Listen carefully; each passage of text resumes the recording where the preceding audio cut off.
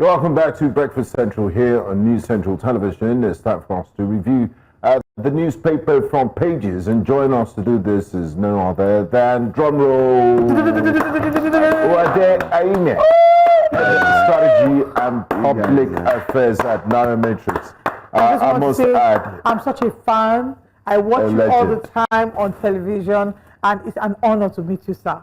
I mean, the Yorubas will say, thank you very much. A legend, an irumole that is walking. Even before I met you, I'd heard so much about you. I remember I told you about the Yorubas will say an irumole, a legend. Irumole that is walking on both tarred and untarred roads. Wow. That's deep. I know the Yorubas will always say, yes, me. We're not saying you deserve your accolades.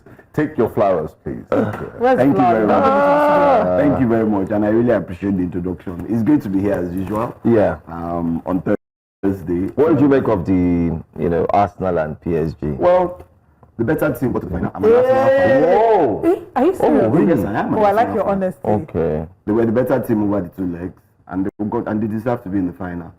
I'd expected that it was going to be Arsenal, Inter. That was my prediction. But unfortunately, PSG were the better on that day. And what of the Inter Barca one? So because I'm an Arsenal fan, I wanted Barca to win, but I really did believe that Inter was going to beat them, and I also do believe that Inter will win the Champions League. Really? Yeah, experience. So we should keep this. No, it's not just experience. If you look over the last 15 years, any team that has beaten Barca in the semi-final always usually goes ahead. Yeah, like you just reminded me of Chelsea, Exactly. Yeah, Man U beat them in 2007. Yeah, and yeah, and they won the Champions. So any team that goes ahead, the Arsenal guys were deceiving themselves, saying that they were not. No. With regards to predictions, saying the Pope. When the Pope dies and all I also went to check it. So, but it's true. But it is true. Part of it is true. But there was a year that the Pope died and English team didn't win the Champions League. And that's this year. It's not this year. And even this year. And yes, even this year, and that's fine. I'm an Arsenal fan, and I would support Arsenal for the rest of my life. It doesn't affect you terribly when Arsenal doesn't win again. No, it doesn't. It's a sport. You will feel bad. Spiritual sport. But there's a next game, and then there's a next game, and then there's a next game. I hope the people that will lose sleep and lose appetite. You know, when people say this about Arsenal, and it just beats me. Liverpool went 30 years without a championship, and they won 2 in the last 5 years. Man U won 13 championships under Ferguson. And now they're in dry season. Yeah, they've been in dry season. The last time the ones that beat me the most is Chelsea, who for 50 years didn't win anything, and all of a sudden believe that they are the kings of Europe. Of course. And you see, the other thing I always tell people who support Chelsea, they are Arsenal rejects. Hey! They know. Look at it. You cannot. Look at. To be honest, we're not. Hey, okay. Just before we go, let's go into the newspaper. No, let's go into the newspaper. The Daily Times, please. Let's have the Daily Times. I made my point. I was clear. I'm so sorry.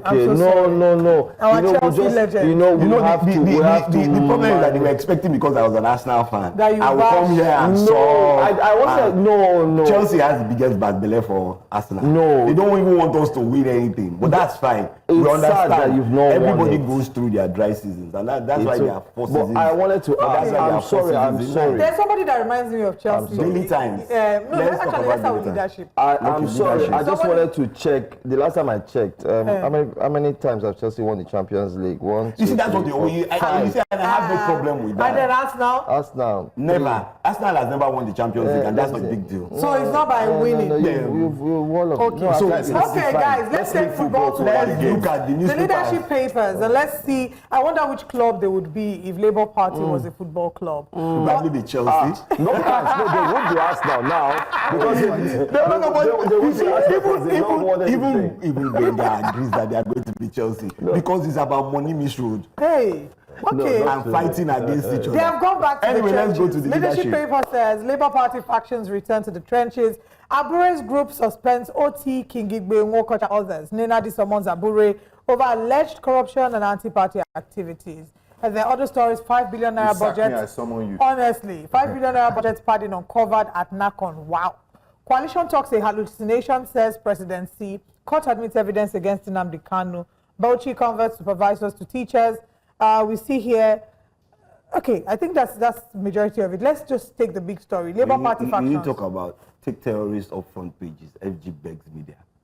Okay. Oh, I didn't see that. I missed that. Yes. I think we should take that. Okay, maybe we should take that first because I took that when I was reading the newspaper headlines, and they said yesterday the Minister of Information was saying that part of the war against insecurity is not just with boots on the ground; it's also in the mind, and that if journalists and media will stop putting terrorism on the front pages of the newspapers, it would, it's giving demarketing as well. Yes. I don't. It's giving that energy of, you are demarketing Nigeria, because the truth is, this is their saying, is it not true? We're even on the reporting some of this. And I agree with you. And so my question will be, what is demarketing Nigeria? Is it that we shouldn't face the realities that are on ground? And it just beats me. If we don't talk about it and talk about how we can prevent them in the media, in the front pages of the newspaper, on News Central, on whichever station is talking about it, how do people even understand what is going on? This idea of, no, it can't be in the front pages because we're doing so much about it. But people need to know, not just what you're doing, what they should do to also help you to ensure that we can go beyond this. Initially, it was NIN. Register your NIN, and then hold, what's it called, telcos to ensure that you still get numbers calling you that they are not registered. And that's after over 100 million Nigerians are registered on NIN. I remember last week or 2 weeks ago when we were talking about the census, and I said, this is an opportunity for us to start to fight terrorism, because you can't be counting people and you can't put them into a register. So this idea of, take it away from the front pages, I really don't understand. When terrorist acts happen anywhere in the world, it's front page news, and it must be front page news. Are we even giving it as much attention as we should? Stop giving it as much attention as we used to. To it. So we need to sensitize the public on what are the happenings, not just about people being killed, but these things happen. How do you prevent them? Over the last 2-3 weeks, Benue State, Plateau State has gone through issues relating to terrorism. So why won't we put it? Are they not, those people who are being killed are not Nigerians, and Nigerians shouldn't know that Nigerians are dying from the hands of other Nigerians who are terrorizing them. It just beats me every time when people make these statements and like, oh no, it's demarketing Nigeria. I don't need to put it on the front pages of the newspapers to demarket Nigeria. Go on today's newspaper, are you with me? Is what's it called? Tomorrow's news is yesterday's. Yesterday's, yeah. At the end of the day, whether we like it or not, it is what is happening. Just like Jabi said, he said the defense to, he said, he didn't say this in those exact words, but the defense to defamation is truth, right? If you're saying that we are demarketing, for example, the truth, there's a truth element to it. These things, is it a lie? Another angle to it would be we are then deprioritizing the lives of Nigerians. Yes. Because we are just, even what is even expected is to be able to get information, adequate information. In some of these attacks, we don't know an exact number of people that were killed. Who are these people? What are their names? Them. You don't know how it happened. So we're investigating, and nobody knows what exactly we are investigating, so that communities can start to become more security conscious. You can start to tell them the kind of steps they need to take. When the response to that visit, then they showed concern. They promised to get on top of the situation, and then we move on to the next cycle. Sorry, Benga, are we walking our talk? Let's leave it at that. Please. The response to that is the Punch newspaper front page, where they said, rising insecurity, federal government orders new strategy amid fresh attacks in Borno and Benue. Then you look at the rider, Army Captain, Benue APC chieftain, others killed as terrorists wreak havoc on both states. It would be a disservice that these people were killed and we don't mention it and we don't put it on the front page. And are they not Nigerians that are being killed? I mean, that's an APC chieftain, no? Let's even leave who it is. Whoever it is, every that's life, life. every life. I agree. Every I'm just highlighting the fact. Would you have hidden that? I want us to really understand it. Every Nigerian life that is killed by terrorists is important to the whole of Nigeria. Oh, absolutely. So it makes no difference whether it's APC chieftain or it's Uwade Ahimie. It's a Nigerian life. It's not a tribal life. It's not a religious life. It's a Nigerian life. And I continue to say these things. Nigeria is what we are. We might come from different parts of Nigeria, but first and foremost, we must be Nigerians. So whether it's APC or army captain or police inspector, they're Nigerian lives that have been taken. And the interesting thing is, we've lived through decades of our nationhood without terrorism and kidnapping and suicide bombing in our lexicon. So it's possible for us to have a well-secured nation and go back to the way things used to be. And I agree with you. All hands are on deck and they have the willpower to see to the end of this. And also employment and the economy. You can't just fix security in isolation. They play a huge part because that's where recruitment comes from.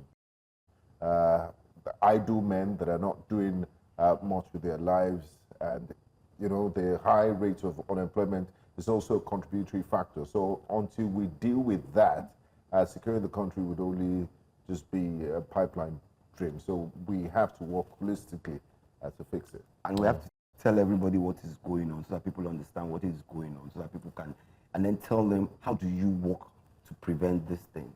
Yeah. So I mean, there should be some something form that of tracking. we should be talking about. Yeah. Okay, now since we moved to the Punch newspaper, I believe we should just go ahead from there, right?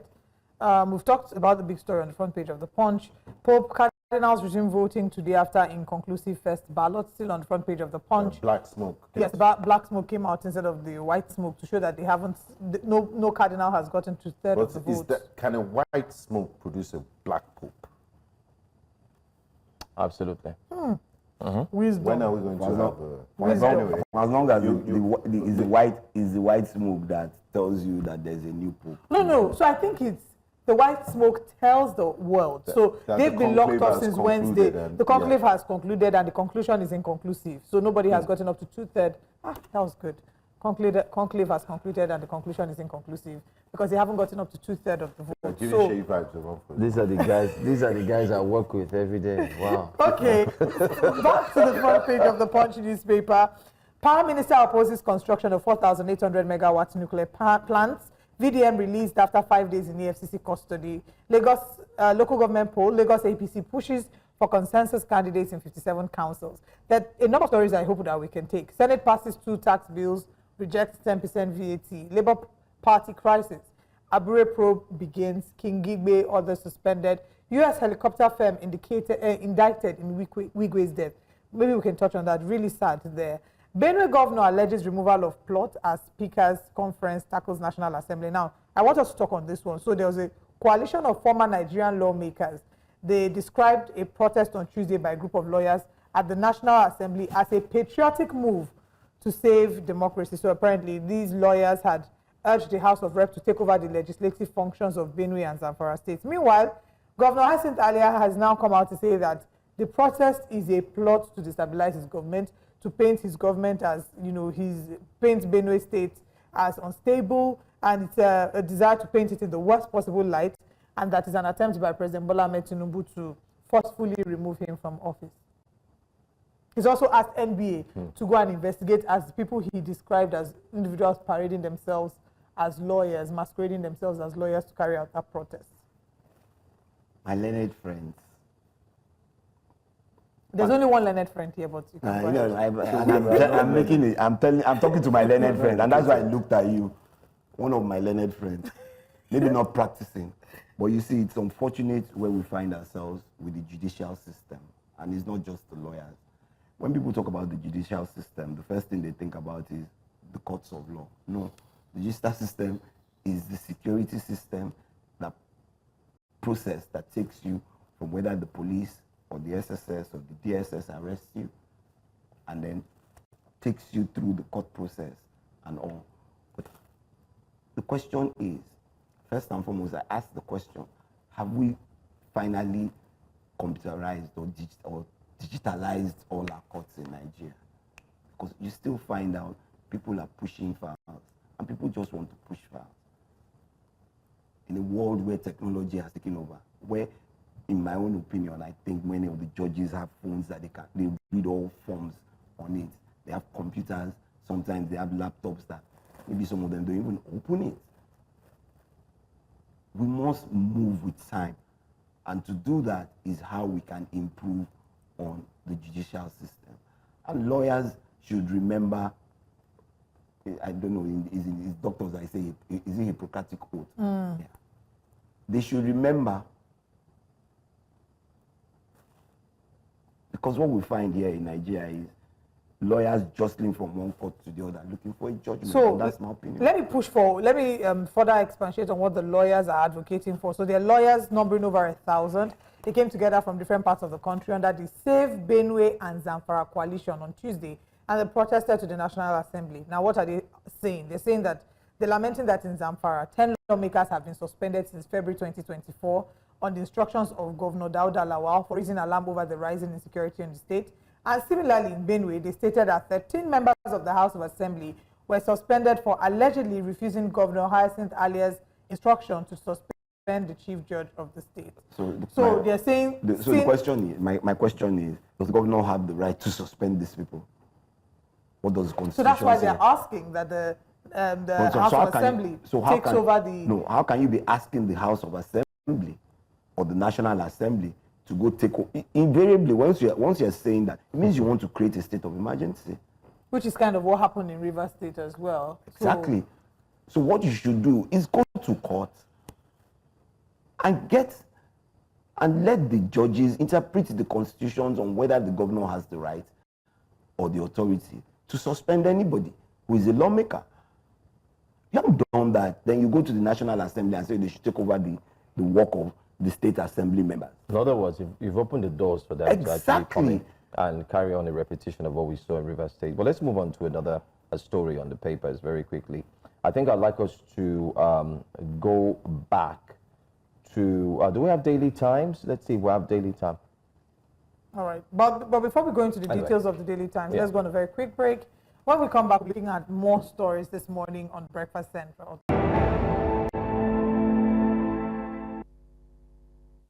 Welcome back. Let's take a look at the Daily Times very, very quickly. Encomiums, the Senate passes 2 out of 4 tax reform bills. We're also told that they are going to consider the remaining 2 bills today. Remember that they came out from a recess just a few days ago, and it was mentioned that they would start looking into the tax reform bills yesterday. 2 have scaled through, but one thing they rejected was the 10% VAT. Remember that currently Nigeria has moved from paying 5% to 7.5 during the administration of Muhammadu Buhari before he left. He raised it to 7.5, and there were statements made that it would rise from 7.5 to 10 and so on and so forth. What's your take first? 10% not looked into in terms of VAT, but of course looking at the 2 reforms that have been passed. Well, when you consider the state of or the level of poverty and the economic state in Nigeria, I don't think 10% really, because it's just going to add more burden to every Nigerian. That's my opinion. But in the reality, when you look at the tax system in terms of VAT across, whether it's West Africa, across the African continent, Nigeria probably still has the lowest. Because in Ghana, they pay about 17.5, not to even talk about the French-speaking places, which pay about that. And the reason why VAT is easier to manage is because it's a consumer tax. So at that point, when you pay for a good, those who are selling it can collect it and remit it. So it's one of the easiest forms to collect. So by making it higher or put it in that manner, then you can collect more. But the truth of it is, are we even administering the VAT system across all the sectors of the economy? Or is just the formal economy that is doing that? In my own opinion, and I think Mr. Taiwo Udele has said this so many times, you need to bring more people into the tax system. It's not about increasing taxes. or increasing the number of taxes. It's about bringing more Nigerians into the tax system. Because the more people who come into the tax system, the more revenues that come to you. But if 40, 50, at a point in time, I think there was a survey that he said that was done, 73 to 80% of Nigerians don't believe they should be paying taxes because they can't see. And it's not because they don't want to. It's because they can't even see the value that is being received from it. So rather than saying, oh, we increase VAT to 10%, increase company tax to 50%, how do you create a system where people can see that their taxes, whether it's local, state, or national, is working in the system? And, you know, we've always said, and I'm not trying to berate anybody, projects that you think on paper should be 18 months, go on for 4 years. Projects you think should be 12 months, go on for 3 years. But we don't even have to look so far. Look at Lagos State, for example. Well, like I said, I'm not berating anybody. Yes. So Lagos is where we live, but it's across the country, and in a space whereby I am the one who sets the exams. Are you with me? Sets the questions for the exams, writes them, mark them, and come out and display that I came first. Anyway. Lagos is almost hitting 1 trillion in terms of IGR. They're around 800 billion per year, and taxpayers' money, of course, make up the bulk of this IGR. And we still don't have street lights, and a lot of the roads need nothing to write home about. I mean, it's nothing to write home about. Look at Lekki. So these are the issues that if we've been expanding Lekki Road for the last 20 years by 1 lane on a road that was built in 2 years. Dual carriage. A dual carriage from that mobile house right down to Ekpe. Then your guess is as good as mine. All right. I want us to take another story very quickly, going back to the leadership newspaper. At the top left corner of the paper, you would see 5 billion naira budget padding uncovered at NACON, which is the National Hajj Commission of Nigeria. So the reports have it that, you know, the leadership newspaper had done investigation and found out they got the official documents, they reviewed it, and the contentious sum of 5 billion naira was included with a very, very interesting, it was titled Hajj Support Program. That was what it was included under, with the ERGP code, ERGP 2025-03279. And they said as at 4 p.m. on Wednesday, they had reached out to the director and clerk of the Senate Committee on Foreign Affairs for a reaction, and they were unsuccessful. They also reached Hajia Fatima Sandra Usara, Assistant Director of Information and Public Relations at NACON, and she said she was not in Abuja and could not confirm the existence of such a letter from the Senate Committee on Foreign Affairs to the Commission about the alleged insertion of 5 billion naira in NACON's 2025 budget. They also mentioned that this investigation showed that this is something that happened as well, a similar pattern that happened in the Nigerian Christian Pilgrims Commission, where an identical 5 billion naira was inserted under the Pilgrims support line. So basically, where's the fear of God? A very valid question. Good question. 5 billion naira under a faulty headline, you know, a fault. They're not quite sure what the 5 billion naira is for. They're asking for clarification. They're not getting clarification, which then goes back to the conversation about, so, you know, religious pilgrimage and how these should be funded. You know, how should religious pilgrimage be funded? We've seen arguments for and against. Those who would say that it should not be the concern of government, should not involve itself in pilgrimage. And if people decide they want to go on pilgrimage on their own, it should be funded from their pockets. So let me trade back at you. A Christian, I guess. I am. If you want to go to Jerusalem today, do you think the government is the business of the government to fund your personal trip to go and see Jerusalem? No, if they do, I'll collect. I'm joking. No. But you see, what you just said, yes, you might not collect it, but that's the mindset. I don't see the reason. And it started as, oh, maybe we'll use this as a compensation for religious bodies so that everybody is on my side. But I don't see. Yes, you should have a commission. Why? Because it helps you in the process of saying, okay, these are the things you need to put in place towards going on a pilgrimage. Well, I don't see the reason why it's government's business about you going on a pilgrimage. Let's even go back. Let me even review further. It's a personal thing. 2022 budget, there was a 382 million naira that was inserted for questionable projects, including 255 million for hard operational support and 127.5 million naira for the purchase of constituency vehicles for 2 House of Representative members, an action that violates the Commission's financial regulations. Record shows that one vehicle, a 2022 model Toyota Hilux, was purchased for 42.5 million naira for a constituency in Nasarawa State, and additionally, 42.5 million each was allocated for training and enlightenment of pilgrims in Nasarawa and the Ifako-Ijayi Federal Constituency, Lagos State. Well, what is the meaning of? Well, on the training and information of pilgrimage, yeah. For that figure?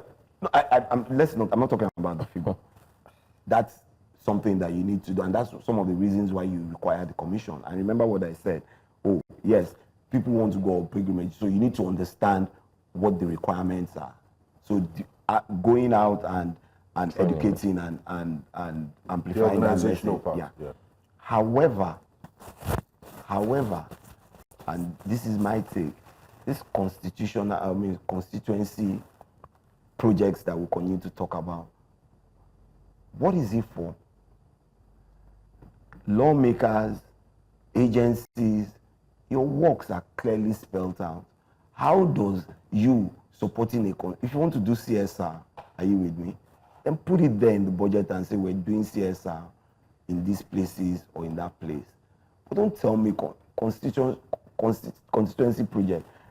Everybody just says, oh, it's under constituency project. And yes, some people, and I know people who have benefited from it, but how does it make sense? How does it make sense that someone in the House of Rep, are you with me, will come fix a road in an area and the road is being done by a ministry like agriculture?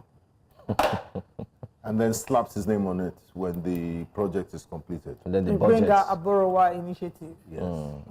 And the budget. And then it kind of like, it feels like I have to be eulogized for doing something at least. And that's what I said. When you set the exam, you write it. Pass. And no, you mark it. You mark it. And then you score 100%. It's the same thing we said about the ministerial review. And then you paste it on the billboard, best student in the class. Would you rather have said anything else? Nothing else, man. I'm hoping that there'll be proper investigation into this narco story. It doesn't end like that. I mean, like we've seen the proper investigation in what's the ministry that we don't even remember what the investigation is about. You remember? Humanitarian affairs. Oh, you remember the ministry? Okay. Yeah. I leave it at that. Olive, you mentioned the EFCC that is on Looking social for media people that looking for are a party that spraying they will money. attend on Saturday. EFCC has said. Is So that there's bad? a travel agency that is linked to these fraudulent accusations against NACON. EFCC has said that they've invited the travel agency for questioning. They've confirmed that to the leadership newspaper. So we'll follow up with the story and maybe reach out to NACON to come and speak, or stakeholders in NACON to come and speak about this. How many cases have we seen that are proved with Do we see the end of it? Prosecution. Convictions. Joel, you know the funny part about all of this. No, you know the funny part about all of it's this. never conclusive. You will take a case to court. The judge will berate you For not doing your homework. Many we times. all say that the judicial system needs, but when a judge berates you for not even doing your work, it speaks volumes. They're not doing their work because they're busy doing other things that shouldn't be a priority. Well, we shouldn't deface the Naira. I'm against that. I mean, we agree. Yes, I know, but I mean, there's a certain standard of reasonability. No, when you put it in a carton, you with dignity. I don't think you're operating it. Well, maybe because I'm not a fan of spraying money. Yeah, but Is it for faith reasons or? It's just for personal reasons. personal reasons. I mean, I don't spray as well, having been a so- banker for so many years, are you with me? And because of people because we spray money at parties, I can't walk into a bank and get new notes just to spend, not to spray. Then It speaks a lot. I was at a function on Saturday, and someone wanted to change money for 50,000. The commission is 15K. Wow. Yes, for new Naira notes. Yes. Okay. And in the I leave it. And now you understand why I say that for personal reasons, why I don't believe we should. And that's why we should berate the Naira. I know party Nigerians goers are not the only culprits here. In the same spirit, they should go to all the markets and check inside the bras of all those market women and their purses. That they shouldn't keep their money. They shouldn't keep their money. That they shouldn't keep their money safe.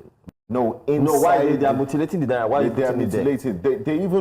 They squeeze it. They use fish hand. Yes. Why are you mutilating? So I don't understand. When you pay someone who sells fish, which hand is he going to use? Come on. Come on. No, you see,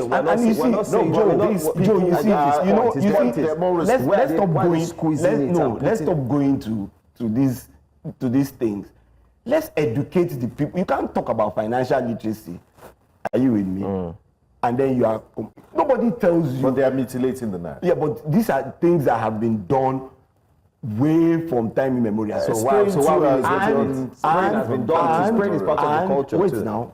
We agree with you. Does it make and I agree, and I understand that. We agree. Just looking at the dynamics around. Well, you can go spray. I will be at the party. Maybe that's what I do. So can I tell you why? Can I tell you why? I will follow you. And I will video you. But can I tell you why? I know you will lead the protest. Free that very dark presenter. But you know, it's part of our culture. Yes. So beyond even the fanfare and all that show off that people think it is Ijaw tradition. The Ijaw bride is not meant to smile. They will keep spraying her until her satisfaction. And when she's satisfied, then she will smile and spraying her. And I agree with you. Cultures and it's in multiple cultures. Yeah. Are you with me?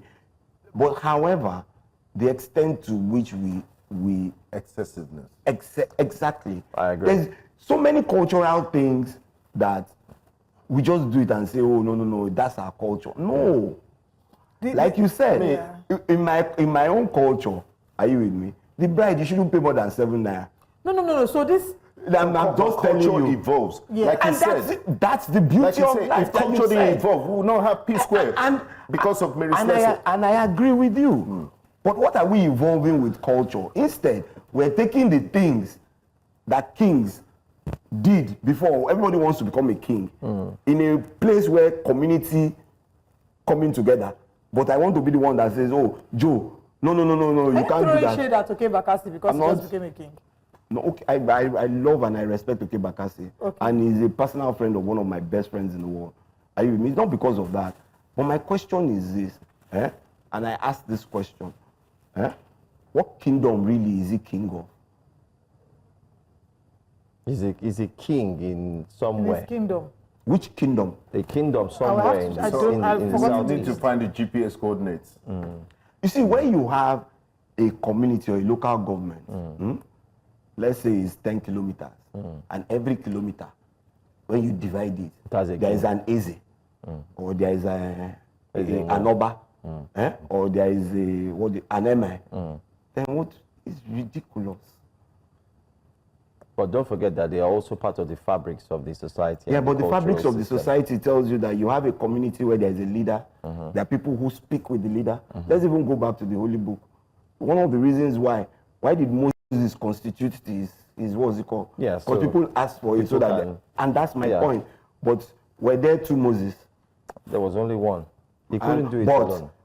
Many of the things that happened to the Israelites came as a result of those leaders who were listening and doing those things and not coming back to the person who had the authority to say yes. I understand and that's the point I'm making. Where so every kilometer. So today you are saying that too many A's that there are even A's and Y's. There are too many choras in the setting. And I ask a question, because my brother and I said something somewhere, and you're saying, oh, I'm the Eze of one place in Mushin, and I have no problem with that. Or I'm the Emir of one place in Ibitemeta. Emir of Emir Baga. Okay, I live in the Oba of my sitting room and my parlor. That's where you should be, the Oba. Kingdom. Exactly, that kingdom, and deal with it. Thank you so much for watching this show. Please ignore the rest. and listen to me, please. Let's bring you what's later today here on Breakfast Central. Later today on Breakfast Central, 11 a.m., we have Business Edge. 12, we've got News Now. Get 1 hour full news bulletin. And 7 p.m., join the Politics Show, Politics HQ, of course, with the one and only Dakbo Adeboye. Man, this is the sad part where we have to go. If management is listening, can we make Breakfast Central till 11:45? No. We can actually do till 5 p.m. So not that show will No, do it till 10. Although we've come to the end of the road, we already have to. standing up. Yes. Yes.